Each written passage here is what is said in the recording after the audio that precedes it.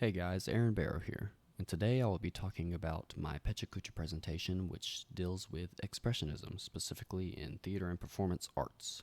Expressionism itself is a very broad subject, so I'll try my best to deal specifically with theater and performance.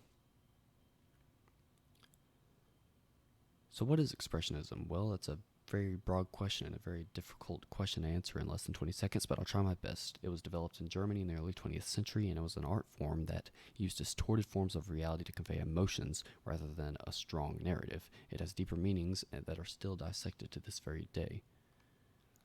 Most Expressionist artists in theater drew inspiration from early Expressionist artists and painters. Edvard Munch and Vincent van Gogh, etc., are instantly recognizable even today, because let's be honest, even though I didn't recognize the name, at least of the Scream, I knew what it was because, like I said, stark influence on the art form. So how did this movement affect theater and performance arts as a whole? While Expressionism initially found its stride in art and poetry, I truly don't believe that it picked up its steam until its use in theater, and later in film, of course. But I don't think a canvas can capture the emotions that a human can while on stage. Johann August Strindberg and August Strom were another couple of pioneers in the field of Expressionism. While not being directly involved with theater as much as they were with literature, their fingerprints are certainly visible on later projects, and I don't believe that Expressionism would have moved forward without them and their influence. Oskar Kokoschka's Murderer, The Hope of Women, was an early but short, fully expressionist drama that was so divisive that it started riots not only in the streets, but in the theater itself, due to its realism and its intensity. Talk about immersiveness. Der Bettler, aka The Beggar Play, was the first fully written expressionist play. While it wasn't performed until 1914, the play was fully written by Reinhard Johannes Sorge in 1912. I know, there are a lot of firsts said in this presentation, but please bear with me, guys. Der Son, aka The Sun, was the first full-length expressionist play that was ever performed. Walter Hasenclever's play was performed and met with much criticism. It is famous not only as a milestone, but also for its content that it portrayed beautifully and horrifically.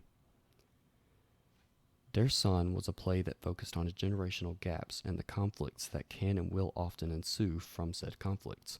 It is a semi-autobiographical piece with a realistic dramatic form that deals with a son breaking free from his father's expectations and truly coming into his own.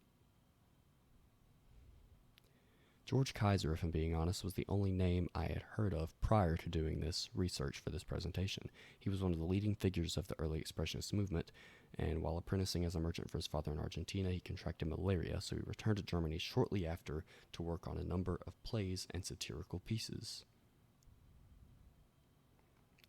Ernst Toller was a political activist as well as a dramatist in the early 19th century. He served in World War I and studied in France. He returned from the war and began a peace movement and was arrested shortly afterwards for his socialist protest. While imprisoned, he began work on one of his most popular works. Some of George Kaiser's most notable works included Die Berger von Kalai and From Morn to Midnight, as well as the world-renowned Gas trilogy. The most notable, however, being Von Kalai, which focused on themes such as religion, sacrifice, life, and death, specifically how these ideas correlate to one another in the grand scheme of things. Ernst Toller's pieces, such as Masses and Man and The Machine Wreckers, were largely political. No artist lived up to the term expressionism, in my opinion, as much as he did, considering how often his works reflected his true core values and beliefs that we really knew he believed in due to his life that he lived before and after. Both Toller and Kaiser led fulfilling and artistic lives. Each man faced their fair share of hardships as well as prison time, yet they proceeded to fight the persecutions and produce the art that they desired. Both on and off stage, they influenced future expressionists for years to come. The Hairy Ape by Eugene O'Neill was the first fully expressionist American play. It was performed in 1992 and was, for obvious reasons, a massively important piece of the puzzle regarding the timeline of expressionism, and it spread across the globe.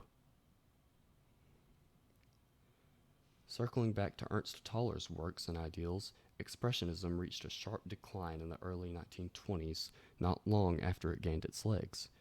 As Germany gained stability near the start of World War II, the movement, very unfortunately, died out. But it was by no means dead for good.